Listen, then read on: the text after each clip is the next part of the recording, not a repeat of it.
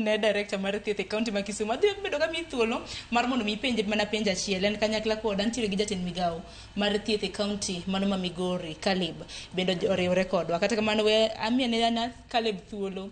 Caleb bende e bwo dakika 2 in bende gi wachni mogik te duokna ote ma bende nor gi Wilberforce Otieno ne ntiere koda ote adek Othoro sub county hospital e Uriri sub county owacho ni Charles Slaughterhouse onge daktari onge yedhe opango nade ang'o momiyo Migori Referral Hospital onge kata mana pi ne jotuo. Mar adek ere kaka Koduogo area with household mar ji familia Alfachiel onge kata dispensary mana mapiyo piyo Caleb. Twagni otimore maber nikech wayudo feedback ka e gwenge mopogore opogore. Othoro sub county hospital nitiere jothieth kendo awara ahinya ka Wilberforce nyalo wacho ni osiptal maduong' ma ni Uriri sub county. Uriri sub county wan gi osiptende adek mag level 4 wan go Othoro wan gi Uriri kendo wan go Yani. Kuondego te wan gi jothieth kendo jothieth ok nyal bedo ni thiethe to yedhe onge.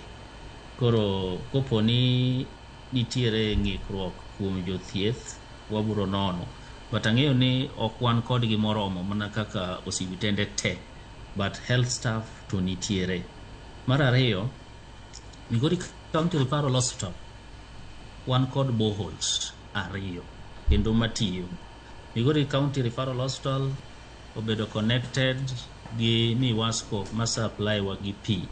Migori County Referral Hospital wan gi 10,000 liter tanks malaro 8 ma seche ma koth chweni wan gi reservoir tanks makanonwa pi. Omiyo ok ang'eyo ni jago mowacho kamani nobiro County Referral Hospital karang'o mane ok oyude pi. Koro mano duoko ma onyalo nyisa ka obiro kata ira mondo wayud ni to karang'o mane pi onge nikech wan gi borehole matiyo.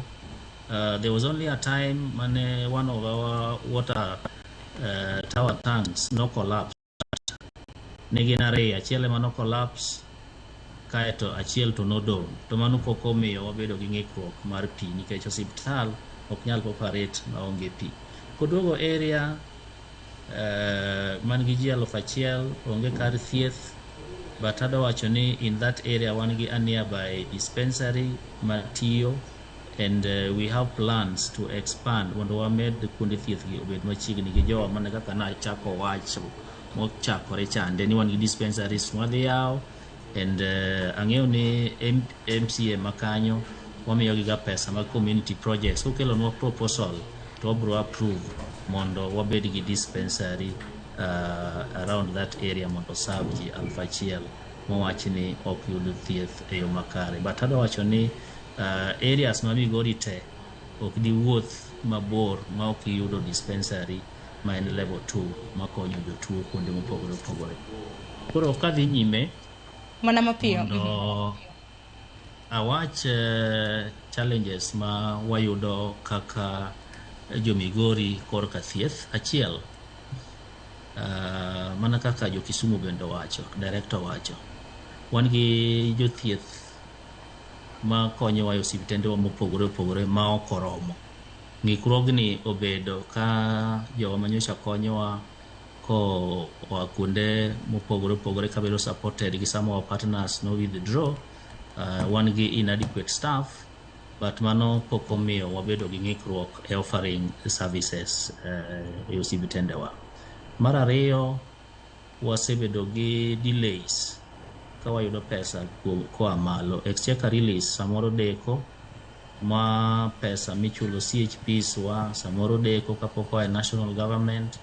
Mano nyalo miyo gi bed gi ng'ikruok e offering services maggi but wakwayo ni sirikal mamalo bende obed ka release pesa ka malo e seche mowinjore.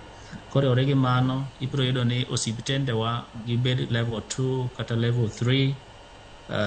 Jomithiedho ma oseregister e SHA bire thieth to osiptal kata ko make claims mondo reimbursement margi tim Dieko ma iyudo ka level 2 and 3 osebudho sana kapok oyudo reimbursements maggi.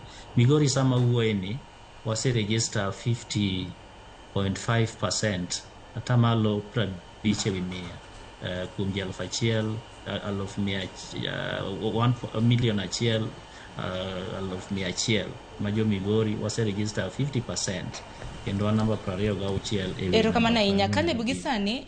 Erokamano ahinya, wawinje yo makare. Gisani wachune thuolo odipo mantiere godo ka jakom mano mar NAMLO ong'ere kaka the Kenya National Union of Medical Laboratory Officers. Ang'ene gi sa gi oseromo, onego bed ni giwuok. Kata kamano adwaro mar mondo mi penjo moro mintiere godo ne obed Caleb